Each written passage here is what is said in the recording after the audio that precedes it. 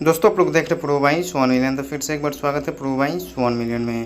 तो दोस्तों आप अभी खेसारी लाल यादव का अपने नए गाने का पोस्टर रिलीज किए गए हैं और पोस्टर आप सब अपने मोबाइल की स्क्रीन के ऊपर देख सकते हैं। गाने खेसारी लाल यादव का बैक टू बैक आ रहा है, अच्छा चल रहा है अभी।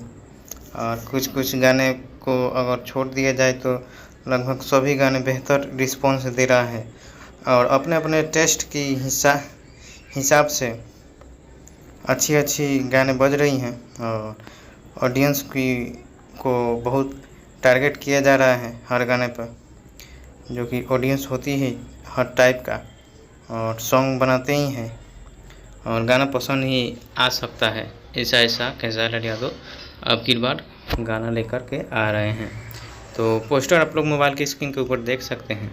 रेती पांडे जी नज़र आएंगी और SRK म्यूजिक से इसको रिलीज़ किया जाएगा। बाकी देखिए कब तक आता है। अपना राय कमेंट बॉक्स में ज़रूर दीजिए।